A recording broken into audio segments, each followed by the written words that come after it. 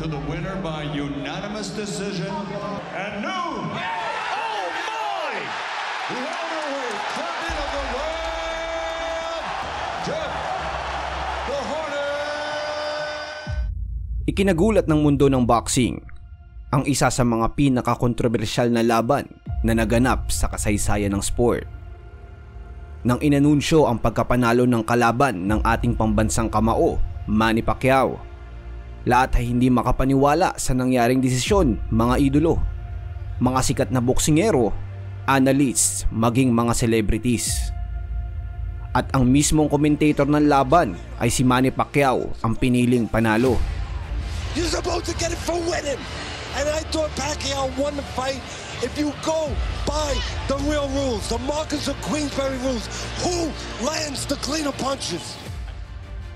Ang pahayag nga ni Manny ay tila daw ba may kababalaghan ang naganap na iyon. Round lang, pwede pang mano pero kababalaghan ito. Ngayon sa video na ito ay baliktariwin natin ang mga nangyari at tingnan natin kung gaano kalabo ang mga mata ng judges at ang masamang sinapit ng Australiano matapos ang laban nila ni Manny Pacquiao kaya ayaw na niya ng rematch. Bago natin simulan ay hihingi lang ako ng onting pabor mga idol. Pakipindot ang like button at pasubscribe na rin para updated ka sa mga susunod na videos. Ngayon, silipin na natin ang nangyaring anomalya sa isa sa pinaka-kontrobersyal na laban sa kasaysayan ng sports. Simulan na natin ang bakbakan. Welcome to Siam Sports.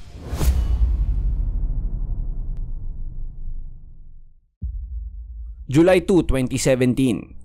Naganap ang labang Jeff Horn kontra kay Manny Pacquiao.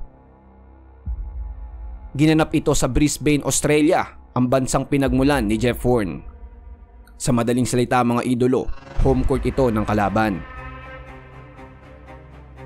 Si Jeff Horn ay undefeated sa mga panahong iyon mga idolo, habang si Manny naman ay galing sa panalo kontra kay Bradley at kay Jesse Vargas.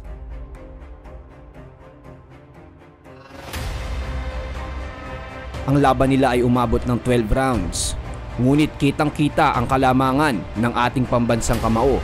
Ika nga significant advantage.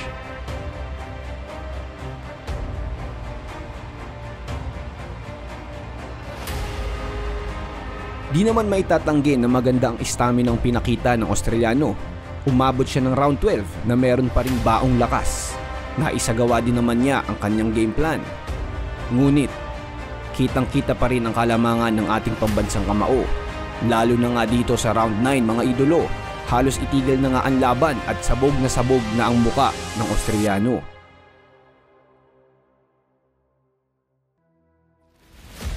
Ang malupit pa dito mga idolo, kitang-kita ang kalamangan sa stats nang matapos ang laban nila. Makikita sa stats mga idolo na lamang ang patama ni Manny kumpara sa Australiano na ito. Si Pacquiao ay mayroong 182 punches na tumama, habang si Horn naman ay mayroon lamang 92. Kitang-kita ang agwat mga idolo. At dahil nga umabot ng round 12, iniasa ang laban sa kamay ng mga di mo malaman kung nagbubulag-bulagan, sinuhulan, pinalaking kulang sa vitamins ng mga magulang na di marunong magbilang na mga judges na ito. Yan sila: Waleska Roldan ng Estados Unidos, Chris Flores ng Estados Unidos, at si Ramon Cerdan ng Argentina. Sa di malamang dahilan halos lahat ng round ibinigay nila sa Australiano. Ano kaya ang nakain ng mga to mga idolo bago pumunta sa stadium? Si Roldan ay nagbigay ng 117/111 kay Horn. Si Flores naman ay 113/115 Horn. At si Cerdan ay 113/115 Horn. At dun nga inanunsyo ang unanimous decision mga idolo, pabor kay Horn.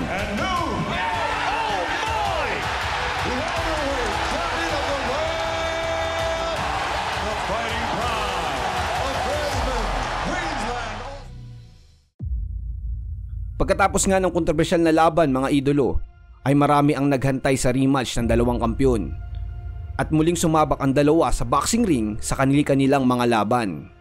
Ngunit dito nga dumating ang nakalulungkot na balita sa Australianong champion. Nagsimulang madungisan ang kanyang undefeated record nang matalo siya kay La Terence Crawford, Michael Zerafa, at sa huling laban niya kay Tim Tszyu. Lahat ito ay TKO mga idol.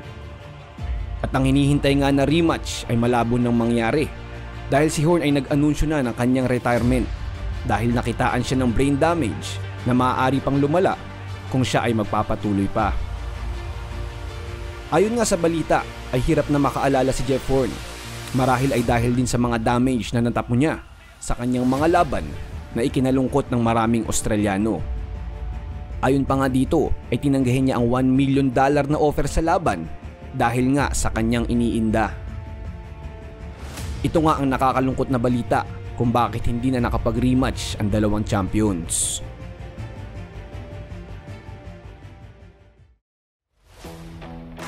Sa kasalukuyan naman ay okay naman ang kalagayan ni Jeff Horn sa ngayon mga idolo. Hindi man siya sumasabak sa ring ngayon ay itinuan niya ang kanyang buhay sa pamilya at iba pang mga bagay. At dahil nga siya ay former teacher, siya ngayon ay advocate ng anti-bullying sa mga eskwelahan sa Australia. Sa kabilang dako naman mga idol, umalagwa naman ang ating pambansang kamao sa gitna ng ring.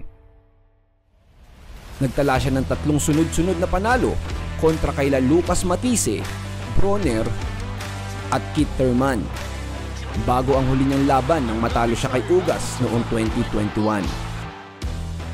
Kontrobersyal man ang pagkakatalo ng ating pambansang kamao sa laban nila ay hindi natin nakitaan ng kahinaan ng loob si Manny. Yan ang isang Manny Pacquiao, tuloy lang sa laban.